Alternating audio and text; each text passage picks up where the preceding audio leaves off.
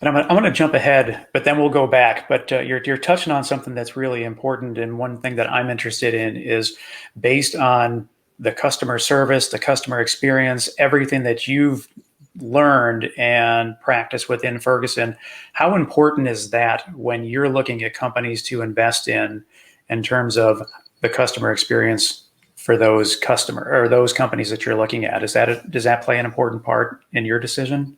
Yeah, it's huge. So any startup or any founder, they've got to understand the problem first. And so identifying the problem and then identifying if there's a market, if that problem's solved, and understanding if that market would pay that founder or that company to solve that problem is first and foremost. So you got to have a great team. You've got to understand how to scale, understand how to take it to market, things of that nature. But if you really understand the customer and understand the problem you're trying to solve, you're head and shoulders above your competition.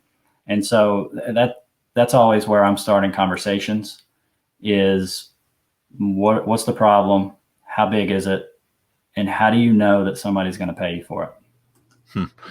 So I think Tim and I both agree with that. I think the challenge with that is people really identifying and understanding the problem in that. And then if it's a yes or a no, is it the right person that's giving that information?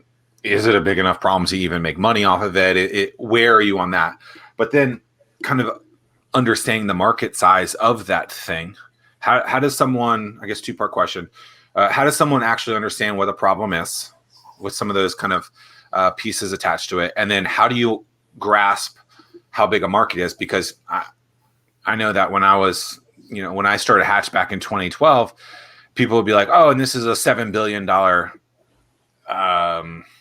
industry or something like that. And it's like, hold on, like that doesn't mean it's a $7 billion I guess it's a $7 billion for you to get into, but like you're going to have a sliver of that. So how do you really grasp how big your market really is once you've addressed the pain point side of that or the problem of it? Yeah, I think it's something you've got to step into. So I get into a lot of pitches and people are talking about, $20 billion market and I got a total addressable market of this or that. And that's all great. And you got to have that. You got to have that understanding. But I think the value early on is let me go talk to 10 people. And if 2 of them have the problem, let me go talk to 20. And then let me go talk to 40 and 50. Let me engage with, forums, Reddit, different opportunities to engage real people and understand if they have the problem. And if I, as a founder, have a good understanding of that problem. And it's not just something that I believe should be in the world, but it's something that, call it 100 people off of, forums that are in that niche believe should be. And then from there, you can continue to expand that, start to do research. But I think understanding what 50 to 100 people want at a detailed level is better than doing, some Gartner research that'll tell you that there's $1 billion business, because it's nebulous at that point.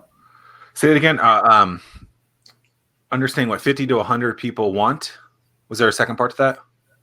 I think that's most important. And so then you can figure out if it's a larger.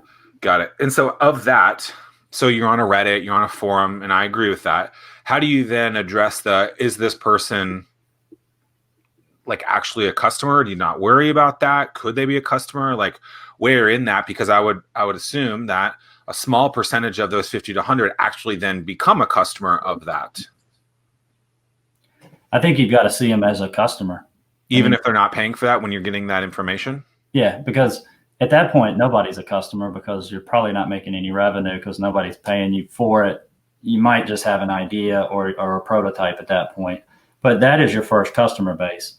So if you can turn those interviews into, let's say, a email mailing list or your first customer set.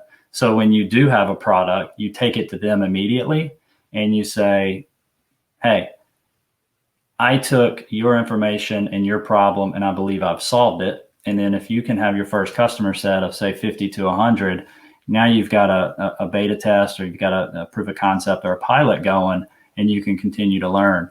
And so you're going to get your first, 10, 15, 25 customers before you get your first 10,000. 100%. Totally agree.